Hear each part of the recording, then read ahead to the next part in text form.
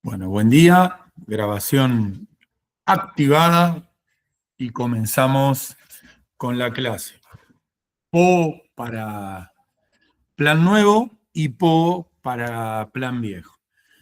Bueno, pasamos un poco las semanas con muchos feriados, así que a partir de ahora ya nos vamos a empezar a regularizar un poquito más con las clases de los sábados, de los lunes. Y recuerden que mañana la comisión de Junín tiene consultas, ¿sí? Así que después de tantos feriados y demás, vamos a empezar un poquito con la rutina y así ya nos vamos con todos los horarios completos. Hoy se activó la práctica que van a empezar a trabajar en Junín mañana y en Pergamino el sábado, que sería la práctica número 2. ¿Sí?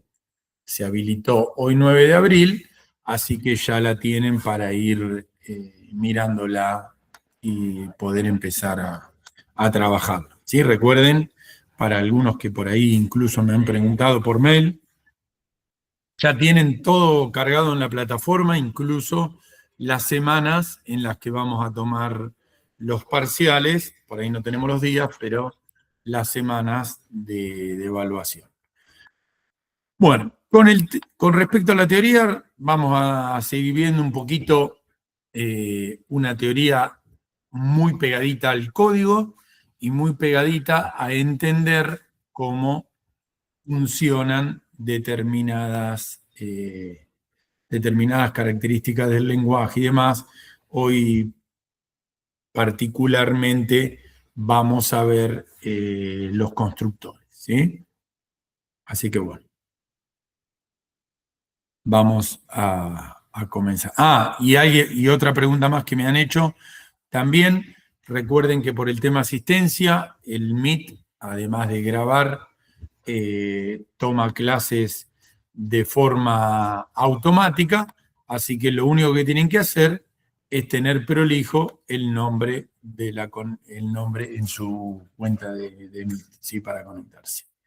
Bueno, comparto y arrancamos. Vamos a empezar viendo algo que ya obviamente manejan bien desde el cuatrimestre pasado, que es un poquito explotar ya todas las posibilidades que trae el código, ¿sí? Y vamos a comenzar puliendo la declaración de la clase. Ya venimos usando el public, venimos usando el abstract, y por ahí en alguna práctica vamos a comenzar a trabajar con el final, ¿sí? Recuerden que el final lo que dice es que esa clase no tiene clases hijas, ¿sí? Se considera clase final. Por ejemplo, string suele ser una clase final, ¿sí? No se puede hacer una clase hija.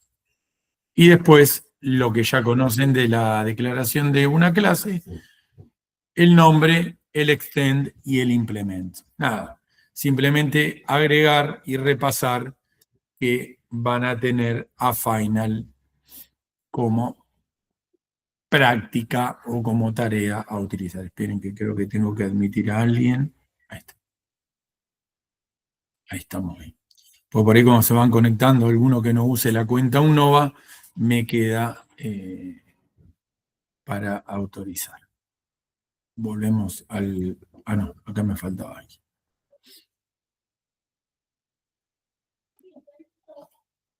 Bien, vamos a seguir con la clase con el PDF, ¿sí? Entonces decíamos, ahora cuando programamos en Java, estamos, y en la práctica van a tener para declarar alguna clase como final. Recuerden que en el apunte que tienen en la plataforma, tienen mayor cantidad de diapositivas. Esto es lo que van a ver en el código. Ya se empieza a ser obligatorio, que vamos a repasar también en la creación de alguna clase que ya tenemos como IDE, tenemos el IntelliJ y demás. Se empieza a hacer obligatorio el uso del get, del set y demás. Esperen que no sé por qué hay alumnos pidiendo acceso que se ve que están usando otras cuentas. Perdón, ahí sí. Bien, entonces empezar a trabajar un poquito con la formalidad que tiene la cuenta. Cuando yo, una clase, perdón, en este caso la cuenta. Cuando crean una clase en el IntelliJ, sí o sí le tienen que poner los getters y los setters, sí o sí le tienen que poner el constructor, todo eso lo hace el IDE de forma automática. Ahora vamos a ver qué recaudo hay que tener con el constructor para no tener problema cuando implementan herencia y demás. Con el tema de las variables, por ahora veníamos usando, o de los atributos, ¿no? Veníamos usando solamente el private. Vamos a empezar a incorporar el protect y el package, ¿sí? Ahí abajo tienen la tablita. Si es protegida, puede ser accedida por la misma clase, por una clase hija y por una clase que esté en el paquete. No se suele usar mucho el tipo de accesibilidad package, pero sí el protective, ¿sí? Para que por ahí alguna clase hija herede no solamente el get, sino también ese atributo. Recuerden que si una variable yo la declaro de tipo estática, eso indica que la puedo utilizar sin instanciar un objeto de esa clase, puede correr para un método y puede correr para un atributo también. Si le pongo de tipo final, es la vieja constante de los otros lenguajes. El final a veces suele confundir porque es una constante, pero no tiene acceso más potente que el atributo, ¿sí? Sino que simplemente es para tener un valor fijo, pero en cada instancia que yo cree de esa clase. ¿Sí? Ojo con eso porque es, al estar dentro de una clase, tiene un valor constante, pero en cada instancia que declaran está consumiendo su memoria. Más adelante vamos a ver un poquito el tema de las variables de tipo transient, que son como para hacer una parte de ejercicios puntuales donde se realizan tareas muy puntuales, no se usan casi nunca, ¿sí? Y tampoco el volátil para ciertas tareas de hilos y demás, transient y volátil, que ya lo vamos a trabajar para finales de la materia o el cuatrimestre que viene. ¿Sí? Así que básicamente vamos a usar el private y el protect, el static, obviamente, porque necesitamos variables estáticas en algún momento, y el final. ¿Sí? Y obviamente después el tipo de dato de la variable. Ahora vamos a hacer un repaso. Ahí están preguntando en el chat, Franco, una variable no es uno u otro, ¿sí? Pueden ser los dos al mismo tiempo, ¿sí? Una variable puede ser static final. Static quiere decir que yo puedo usar una variable de una clase o un método de una clase sin haber hecho el new, sin haberlo instanciado, ¿sí? Un ejemplo muy común de eso es el método main, que si ustedes se fijan está declarado como public static void main. ¿Por qué? Porque si yo no tuviera un método estático que me permite ser ejecutado sin crear un objeto, el programa no arranca nunca. ¿Sí? Y el tema de final es para una constante, un valor constante, como en los otros lenguajes que han visto. Ahora, si combinan static con final, ahí sí se convierte en una constante que puede ser utilizado desde cualquier lado sin crear un objeto. ¿Sí? La palabra más importante yo le diría que es static, para entender que pueden tener tanto un método como un atributo estático y lo puedo utilizar sin crear un objeto. No es una buena práctica, no es una buena práctica, y yo les diría que, salvo algún ejercicio puntual donde se lo hagamos probar, solamente lo van a ver en el método main y en alguna variable por ahí en algún ejercicio, ¿sí? El método main, obviamente, dentro de una clase o en una clase main, si no tuviéramos un método estático, cuando yo le doy run a la aplicación para que arranque, lo primero que busca es algo estático, porque no tiene ningún objeto creado, digamos. Esa sería la justificación para cuando yo estoy dando el inicio. Variables, básicamente diferenciar o tener bien prolijo la terminología, como para distinguir que una variable de distancia es la que se crea cuando yo declaro la clase, y como dice ahí, afuera de los métodos, para cada instancia que creo va a tener un valor distinto. Y después, diferenciar que las variables que ustedes declaren adentro de un método tienen esa vida cortita que terminó el método y la variable desaparece, digamos. La memoria que está consumiendo esa variable dentro de ese método tiene una vida tan cortita como la ejecución del método dure.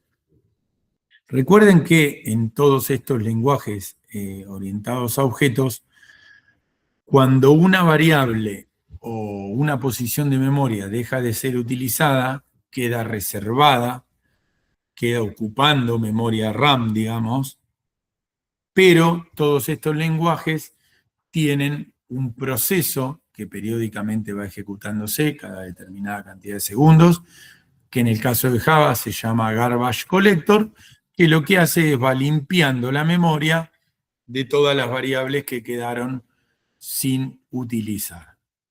Es un proceso automático que corre en Java, uno ni se entera, pero por las dudas que le genere curiosidad, va pasando eso. Si yo declaré una variable, la dejé de utilizar, digo, porque ya, por ejemplo, la instancia que la creó no existe más o lo que sea, después esa memoria, cada un determinado tiempo, cada unos determinados segundos, es limpiada y se recupera y se libera.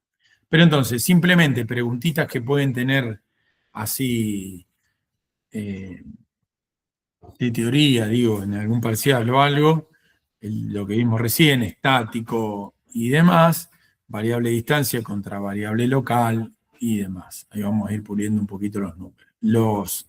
Los conceptos, por eso les decía que la teoría básicamente es ir puliendo algunos conceptos adaptados a la programación. Ahí tienen un pequeño cuadrito con los tipos de datos primitivos, que si ustedes se fijan en el dibujito están con letra minúscula, y después los tipos de datos estructurados o de tipo clase. Acuérdense que la diferencia entre los tipos primitivos y los no primitivos es que el tipo primitivo va en minúscula la declaración y además tienen un valor por defecto. Por ejemplo, int, que está acá en el tercer lugar, si yo utilizo una variable de tipo int, por defecto vale 0. Si utilizo una variable de tipo integer, si yo no la inicializo, ¿sí?, dándole un valor inicial, como que el puntero todavía no apunta a nada, y si quiero utilizar esa variable sin haberla inicializado con el new, lo que hace te retorna un error, porque te dice que el puntero es nulo. Tengan ese tipo de precaución como para utilizarlo. Acá vamos. Recuerden que en la diapo que tienen, en la teoría del puesto, tienen un montón de hojas explicando y reexplicando lo mismo, ¿sí? Yo voy haciendo un punteo más resumido, porque si no se nos hacen un montón de diapositivas.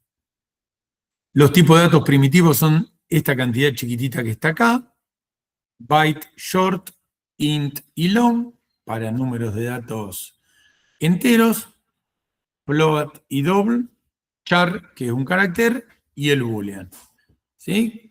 Simplemente son esa cantidad y tienen su clase equivalente en mayúscula o a nivel clase. Si yo en lugar de usar int uso integer, además de lo que dijimos que hay que inicializarlo, la clase integer te provee un montón de funcionalidad, porque al ser una clase, cuando usted a la variable le ponen punto, tienen un montón de métodos, como por ejemplo para ese número entero convertirlo a doble, convertirlo a string, hacer cálculos y demás. Eso es lo que ofrecen los tipos de datos que son de tipo objeto, ¿sí? Que no son primitivos. Ustedes simplemente lo que tienen que hacer es evaluar si necesitan atributos simplemente para guardar un valor para resolver su ejercicio. Si lo pueden hacer con tipo de datos primitivos, mejor. Si necesitan, qué sé yo, hacer otro tipo de cálculo, o pasar de número a letra, o volver, o hacer alguna conversión, ahí les convienen los tipos de datos objetos.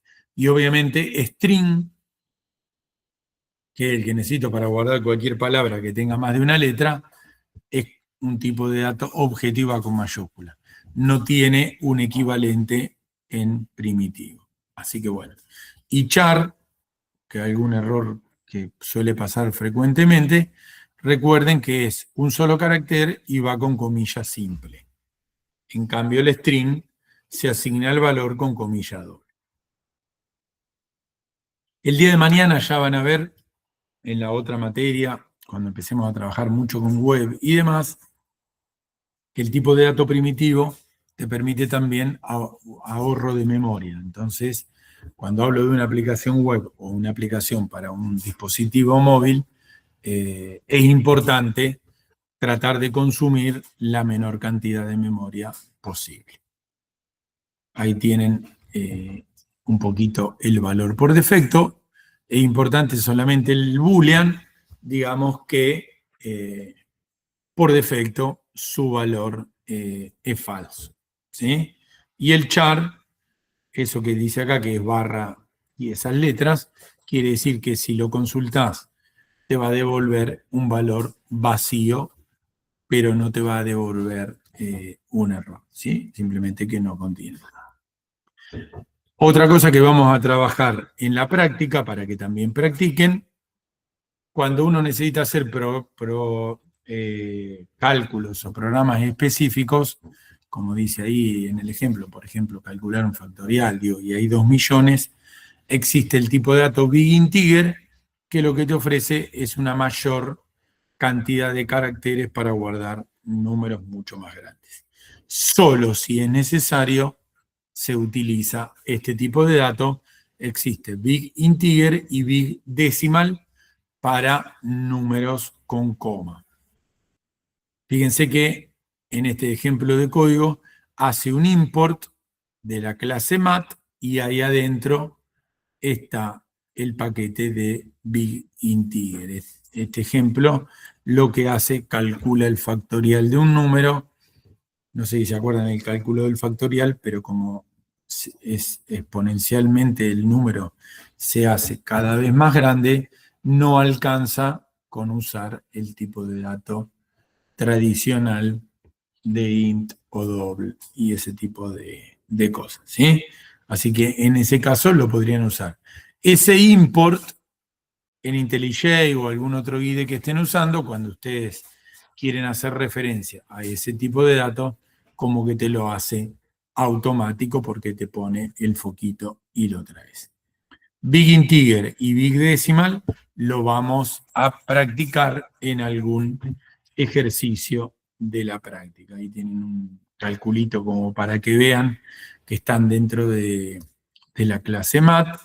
Fíjense que ahí en el ejemplo hace el new para instanciarlo y para darle un valor inicial de 0.01 y después se puede usar para lo que uno quiera. Lo que tiene de bueno es que maneja, como tienen ahí en el ejemplo donde dice se imprime, una gran cantidad de decimales. Si ustedes hicieran algún programa con cálculo financiero y demás, donde ese centavito, como tienen ahí en el ejemplo, este 0,5 que está acá al final, si ustedes usaran un doble, por ejemplo, ese número lo van a perder, pero resulta que al iterar un montón de veces aportaría al número final. Bueno, dependiendo el tipo de programa, algún cálculo financiero, de interés, donde se trabaje con plata, o software, por ejemplo, para cálculos de laboratorio, donde son recontra miligramos, qué sé yo, es necesario usar este tipo de datos para no perder ningún decimal que esté por allá muy a la derecha, ¿sí? Nada, simplemente contarles que están, que los tienen y les vamos a hacer uso en la práctica. Obviamente esto, si no lo necesito, no lo usen nunca porque consume mucha memoria. ¿Sí? Bien. Esperen que me tengo que fijar, porque eso no. Si hay alguien para admitir.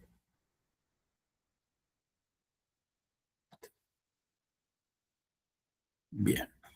Vamos a meternos con los métodos para hacer hincapié en algunos detalles muy puntuales. La declaración del método es lo mismo que la variable. El método hasta ahora lo usamos siempre público, pero pueden elegir el protect y el demás. Y de las mismas opciones que las variables, recuerden que acá va el tipo de dato que retorna, o la palabrita void, ya lo recontra saben, pero bueno, es un repasito que hacemos en la diapositiva. Método main. En realidad queríamos hacer un salto para llegar al método main que dijimos que puede estar en una clase que se llame main o puede estar ubicado en cualquier clase. Simplemente lo que tienen que hacer es poner que sea de tipo estático para que la aplicación arranque por ese método. Algo que ustedes no han usado, vuelvo un cachito al anterior, hay muchos métodos que se declaran privados, que serían métodos propios de una clase y no serían accesibles desde afuera. Y ustedes dirán, ¿por qué? Porque en algún momento del año pasado mencionamos que no está bueno tener métodos que tengan muchísima cantidad de código. Entonces, lo que se suele hacer muchas veces dentro de la programación de una clase o de un objeto para hacerlo más simple, en lugar de tener un método público muy grande, a veces se achica ese método y se hacen métodos privados que resuelven determinada funcionalidad. Es algo que también vamos a tratar de probar a usar, aunque no estén acostumbrados.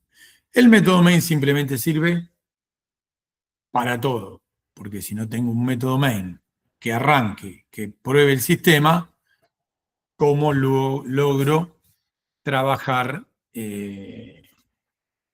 trabajar mi proyecto? Sí, ahí lo que ponen en el chat, tener un método privado es por ahí, obviamente nadie de afuera lo ve, está totalmente encapsulado, pero sirve también para no tener un método con muchísimas líneas de código. En Java suele no ser una práctica habitual ver métodos de 100 líneas de código. Por ahí se hacen 2 o 3 métodos que ese método que era largo los va llamando. Ahí tienen simplemente un repaso de cómo se declara la clase main. Esto viene arrastrado, ese string args, que ustedes deben decir para qué está si no lo uso para nada. Esto viene arrastrado desde hace muchísimos años, cuando uno ejecutaba el código Java o alguna clase puntual desde la línea de comando. En ese caso lo están viendo de DOS, abajo de todo, que dice c2.java y después se pone la clase que quiero ejecutar y separado se ponen los parámetros que yo le voy mandando a la ejecución de ese método, que son absorbidos en ese array de tipo string que se llama args. Esto no se usa más. Ya nadie ejecuta, salvo aplicaciones de bajo nivel y demás, una clase Java desde la consola, desde el DOS, pero bueno, eso quedó así que cuando les inserta el método main de forma automática, tiene esta estructura. Tema, el main es, básicamente lo hace el IDE. Tema a tener en cuenta con los constructores. Básicamente, ¿cuántos constructores hago? No hago ninguno. dejo que lo haga el IDE y demás. ¿Cuál es la regla? Siempre decíamos que una clase tiene que tener el constructor nulo. Y algún otro más, si ustedes desean. Si ustedes miran del lado izquierdo el caso 1, tienen un vehículo que tiene 3 constructores.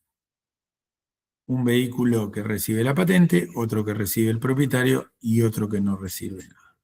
¿Sí? El constructor nulo se le denomina al que no recibe nada. Ese sería el concepto.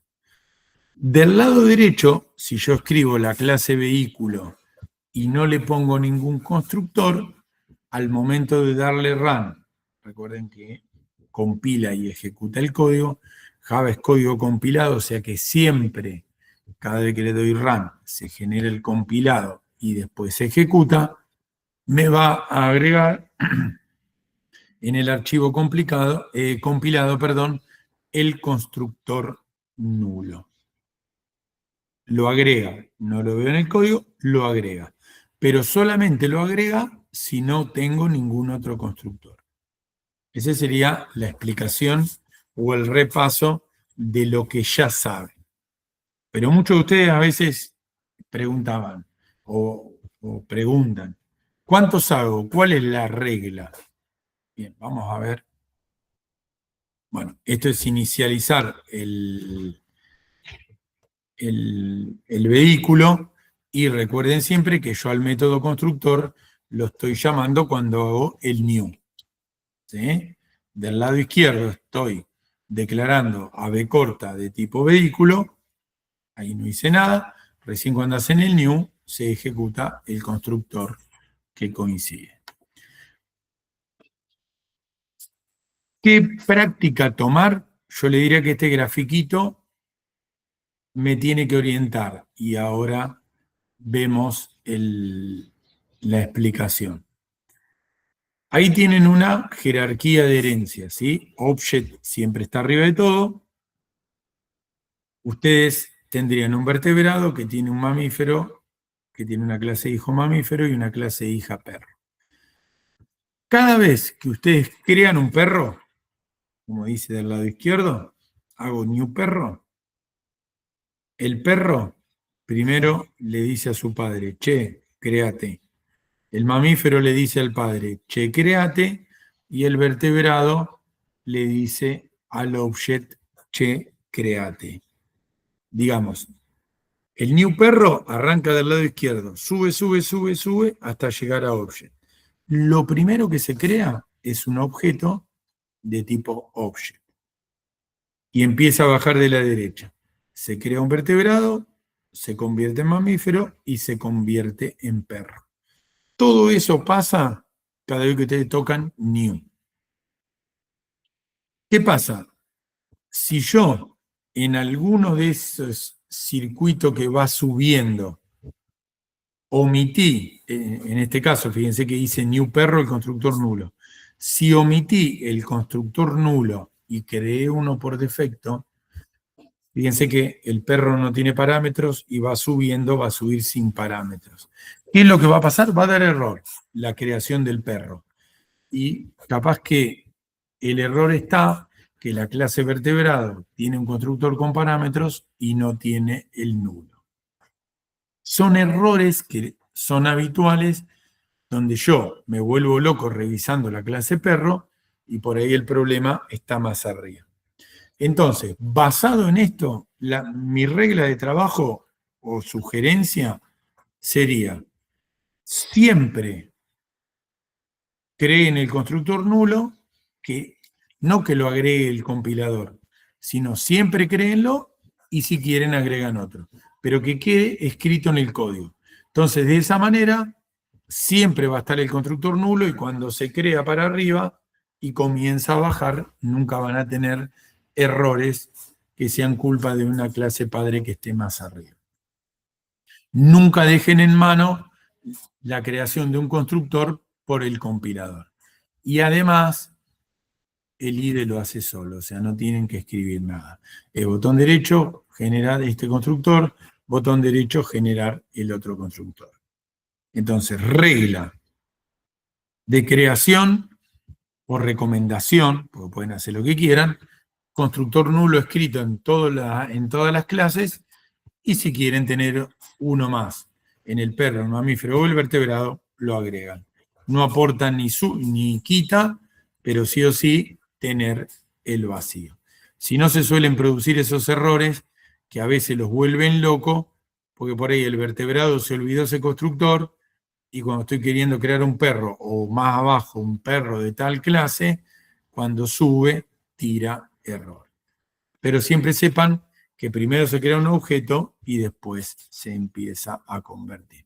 Es algo muy loco, pero bueno, así funciona cuando ustedes ejecutan el código y compilan, ¿sí?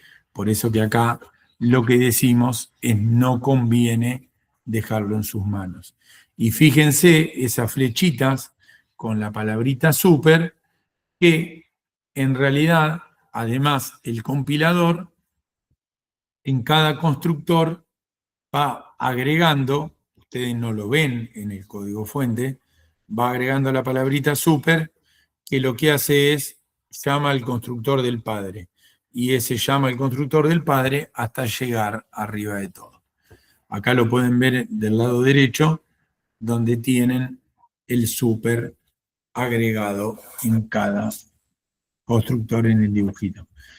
Fíjense, digo, para empezar a pensar, porque la formación que ustedes tienen que agarrar no es simplemente ser un escritor de código, anda, listo, comprender también un poquito el lenguaje, estas cosas que están en la parte del lenguaje compilado, qué es lo que pasa, qué es lo que pasa en ese archivo .class, que yo no veo ni puedo abrir, pero conocer qué es lo que va agregándose ahí adentro, ¿sí?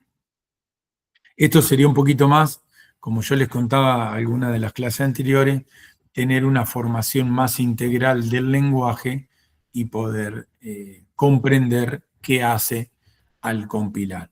El tema de los constructores es súper pavo, pero si ustedes cometen errores muy simples como omitir el constructor nulo en el código fuente, por ahí arrastran problemas que no se dan cuenta en el momento, pero más adelante otros programadores, cuando utilizan sus clases y crean clases hijas, les explota todo.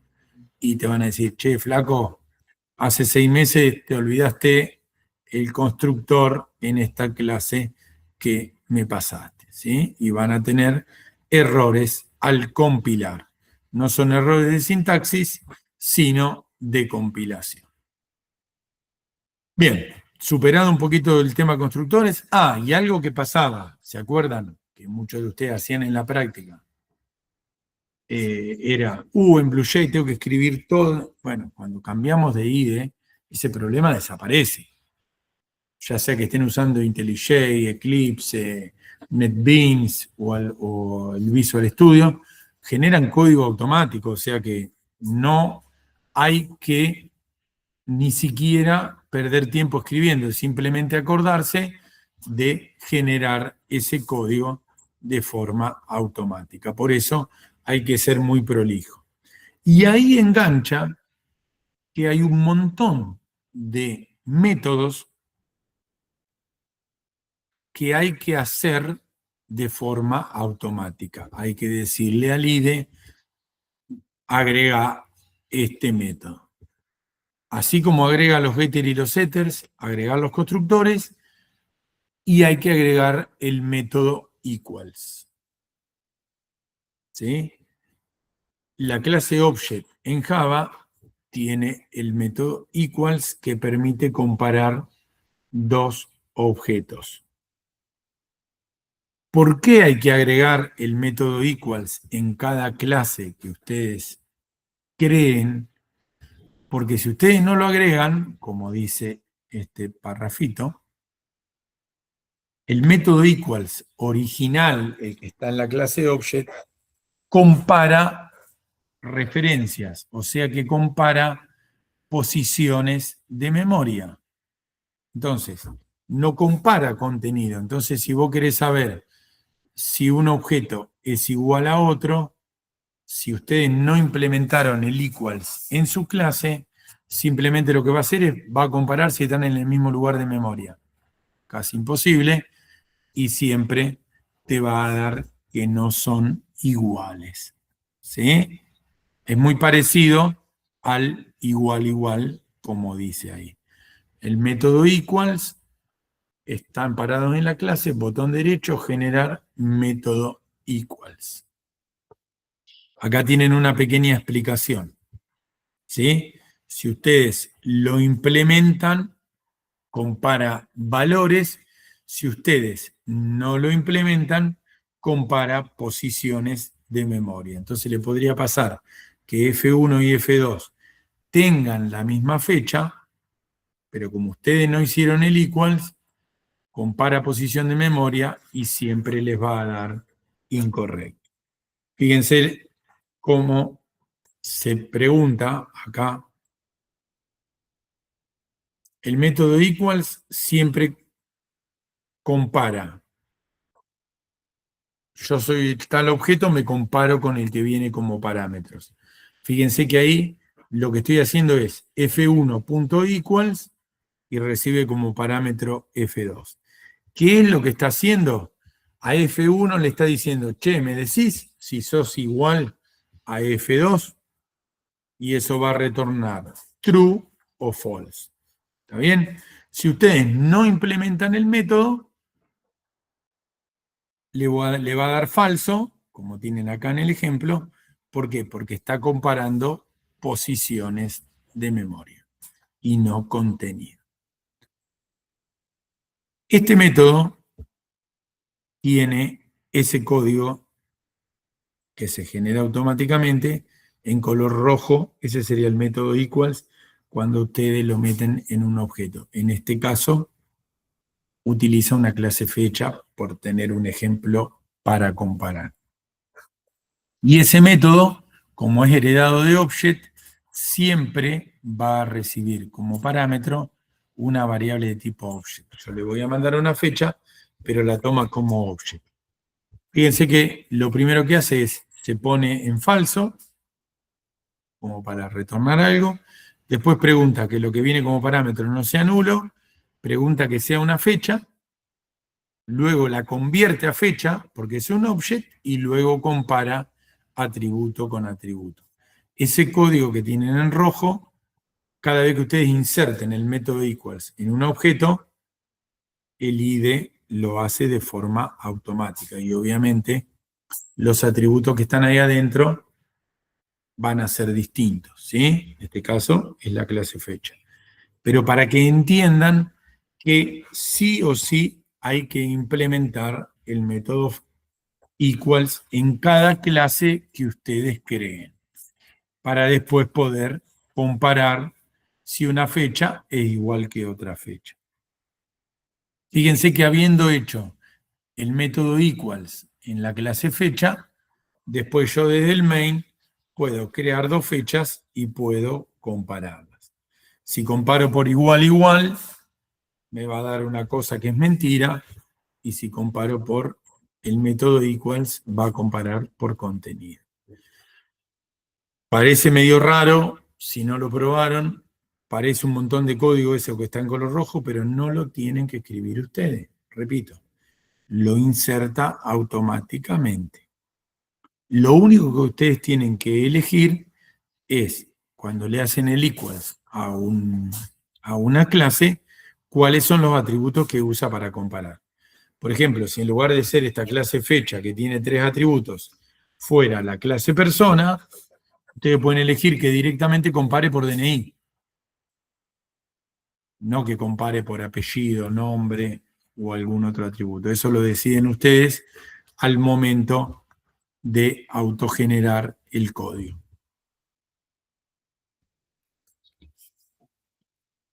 ¿Hasta acá van bien? Vamos a repasar. Creo una clase, escribo los atributos y después, con el generador de código, hago los getters y los setters, los constructores y el método equals. O sea que fíjense que hasta ahora tienen 3 cosas que son automáticas. Todos los getters y los setters, un constructor o varios y el método equals. Todo automático. Lo único que tienen que hacer es no olvidarse de hacerlo. Y lo único que tienen que hacer antes de generar este código automático, declarar los atributos. Nada más. No se pierde tiempo ni nada. Pero tiene que ser una regla. Creo una clase, defino los atributos, ¡prum!, hago esa parte. Después que hice todo eso, programo algún método que yo haya puesto en el UML que necesite. ¿Sí? Sigan ese orden de trabajo, así no se equivocan. ¿Qué otro método tienen que hacerle a cada clase? Recomendable. El método toString. Que el método toString lo que sirve es para imprimir los valores de un objeto, para imprimir el valor de sus atributos. Seguramente les pasó en BlueJ o probando IntelliJ el cuatrimestre pasado que hicieron system.out.print de un objeto y les puso algo así. Si les imprime algo como esto, quiere decir que lo que hicieron fue imprimir la ubicación de memoria del objeto fecha. ¿Sí? Entonces, para evitar que pase eso, ustedes implementan el método toString, que lo que va a tener adentro es la impresión de los atributos. Fíjense cómo tienen ahí en rojo. Cuando yo creo el método toString, me pone el nombre del atributo más el contenido y lo va concatenando. El método toString también es código generado automáticamente, o sea que no hay excusa para olvidarlo o para no hacerlo por pérdida de tiempo. toString, equals, getter y setters, constructores, todo automático.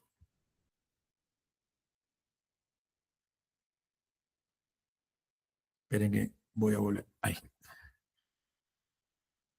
¿Quedó claro? ¿Alguien que quiera comentar algo? ¿Alguien que haya dicho yo de vago no lo hago? Pero digo, ¿se dan cuenta que el esfuerzo es mínimo? Solamente necesito ser prolijo. Creo una clase, escribo los atributos, todo lo que tengo automático lo tengo que hacer. Incluso cuando ustedes ponen botón derecho Generate, ahí le trae todo el código que hay para generar automático y ya ahí pueden ir recordando las cosas que tienen que hacer. ¿Sí? Les digo porque nosotros vamos a hacer hincapié en que cada clase esté completa, que tenga todas estas cosas, y recién una vez que hicieron todo eso, se enfocan en los métodos que hay que hacer y hay que programar para que esa clase tenga funcionalidad. Pero primero, como regla, respeten ese esqueleto. ¿Por qué? Porque por ahí los otros métodos que ustedes crean y le dan la funcionalidad, necesitan consumir los getters, los setters, el equals y alguna cosita más. Simplemente es cuestión de prolijidad y método. Hago esto, esto, esto, esto, y después me pongo con la programación libre que tengo que hacer. Una pequeña referencia hicimos a la clase mat. La clase mat tiene todas las funciones matemáticas que voy a necesitar y después de mat hay algunas especificaciones más. Lo que sí les vamos a pedir es que, por ejemplo, como tengo ahí para calcular la potencia, digo, cualquier función matemática calculen, o sea, calcúlenla utilizando la clase mat. No inventen que yo ni 3×3×3, ni si tienen que usar el número pi. Un error muy común es a veces declarar una constante y poner el número pi en la constante. No hagan todo ese tipo de cosas porque tienen una clase que resuelve todas las funcionalidades matemáticas. Si ustedes hacen, por ejemplo, una pavada, la potencia a mano, por supuesto que va a dar lo mismo, pero le quita claridad al código, le quita profesionalidad, y si mi código después tiene que ser entregado a otra empresa que es la que me contrató, o tiene que ser seguido el día de mañana por otro programador y demás, es mucho más claro encontrarse con este tipo de cosas que con un 3×3×3. Estoy hablando de cosas fáciles, pero hay muchas más complejas, donde yo tengo que andar analizando, che, ¿qué quiso hacer acá? ¿Qué quiso poner? Ah, no, bueno, está calculando una raíz, una potencia. Digo, usen la clase mat, porque es otra cosa que observaron tanto Fede como Nelson, que por ahí tenían tendencia de hacer algún calculito de forma manual. Y a diferencia de BlueJ, que ya lo superamos y no lo queremos usar más, todos los import, cuando ustedes escriben algo, automáticamente te los trae automático y lo único que le tenés que decir es que te lo coloque. Y en el apunte, que tiene un montón de hojas más, el que está en la plataforma, tiene más de 60, tienen todas las estructuras de control que ya utilizamos por si alguno tiene que repasar, como un if, un for, un switch y demás. Pero el resumen de hoy sería tipos de datos que necesito, no exagerar, no declarar de más. Si necesito sumar dos números, usen int, no usen integer. Y después, cada clase tiene que estar completa. Repito por última vez, atributos, getter y setter, constructores, equals, equal, que es uno solo, y toString, que es uno solo. Cuando terminé todo eso, recién abajo de todo, me enfoco en el método que requiere mi programación y mi conocimiento para resolver el problema. ¿Sí? No nos interesa solamente que escriban código, que escriban mucho código, que compile, sino que mis clases Java, tienen que quedar muy prolijitas y muy completas, porque ustedes tienen que pensar o ya mentalizarse como si estuvieran trabajando en un equipo de trabajo. Entonces el código no es solamente mío, no es solamente una chanchada que yo hago, anda bien y como está encapsulado nadie me va a decir nada, sino que necesito empezar a respetar determinadas reglas de programación para trabajar en una empresa, en un equipo, en donde sea que mi código lo lea alguien más que yo. Bueno, este tipo de cosas vamos a ir trabajando todas las clases sobre o puliendo conceptos y relacionándolos con la programación. Comisión de Junín, recuerden, mañana presencial el horario de consulta. Ya está la práctica 2, la pueden ir mirando, si pueden mejor. Así la trabajan mañana en la consulta y la trabajan el sábado en Pergamino en el horario de Nelson, ¿sí? Nada más, gente. No sé si alguien quiere preguntar algo o ya cierro la grabación. No, no hay nada. Bueno, cortamos la grabación, así no queda el video tan largo. Y conmigo nos vemos el jueves que viene. Chao, profe.